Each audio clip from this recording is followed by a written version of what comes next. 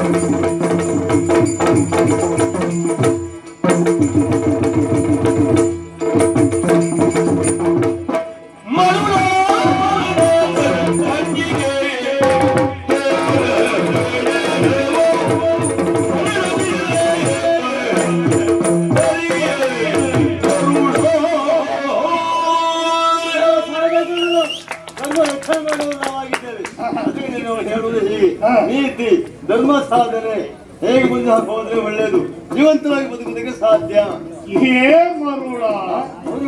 ನಿನ್ನನ್ನೇ ಹೇಳಿ ಅಲ್ಲದ ಮತ್ತೇನು ಹಿಂದ ಬಂದವರು ಹೊಂದಿ ಹೋಗಿದ್ದಾರೆ ಎಂಬ ವಿಚಾರ ನಿಮ್ಮಿಂದ ನಾನು ಕೇಳ್ತಿರಬೇಕು. ಮತ್ತೆ ಸಕಲ ವಿಚಾರವನ್ನು ಅರಿತು ಬಂದವ ನಮ್ಮವರೆಲ್ಲ ಹೇಗೆ ಹೇಳಿದರು, ಯಾರಿಂದ ಹೇಳಿದರು?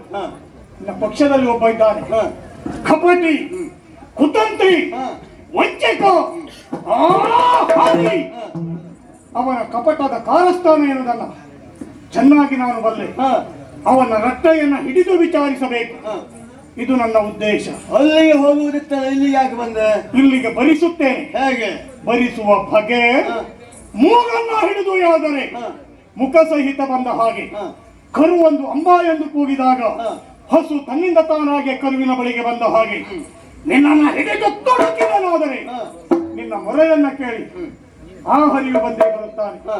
ಸುರೇಂದ್ರ, ನನಗೆ ಮರಣದ ಭಯ ತೋರಿಸ್ತೀಯ, ಅದಕ್ಕೆ ನಿನ್ನ ಮರುಳ ಎಂದದ್ದು. ನಾನು ಮಾಡಿದ ಮಹತ್ ಕಾರ್ಯ ಏನು? ಯಾಗವನ್ನು ರಚಿಸಿದ್ದೇನೆ. ಯಾವ ಯಾಗ? ಭೈರವಿ ಯಾಗ. ತನ್ಮೂಲಕ ದೇವಿಯನ್ನು ಒಲಿಸಿಕೊಂಡು ಅವಳಿಂದ ವರಲಬ್ಧನಾದವ. ಯಾವ ವರ? ಗಂಡು ಜೀವಿಗಳಿಂದ ನನ್ನ ಪಾಲಿಗೆ ಮರಣ ಸಂಭವಿಸಬಾರದು ಎಂಬ ವರವನ್ನ ಪಡೆದು ವರ ಫಲಾನ್ವಿತನಾಗಿ ಮೆರೆಯುತ್ತಿದ್ದ ಸಾಹಸಿ ಈ ಸುರಗದ್ದುಗೆಯನ್ನ ಏರಲು ಸುಗ ಬಂದವ. ಸಾಮದಿಂದ ಬಿಡ್ತೀಯೋ ಎಳೆದು ಕೆಳಕ್ಕೆ ಹಾಕಲ.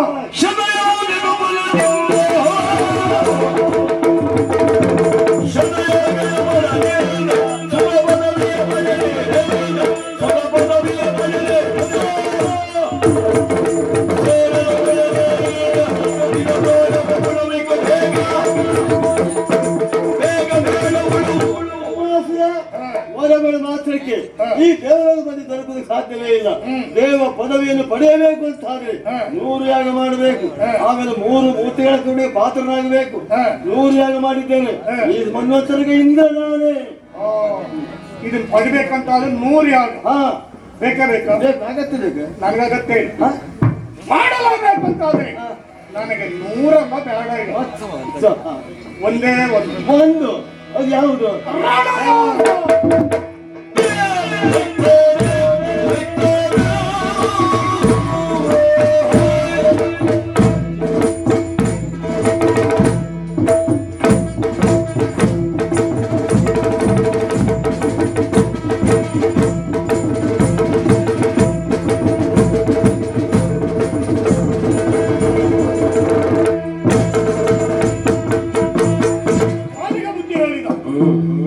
ಸುತ್ತು ತಿರುಗಿದರು ಕೊನೆಗೆ ಮಾಡುದು ಇಷ್ಟೇ ಅಂತ ನಾನು ಮೊದಲೇ ಗೊತ್ತು.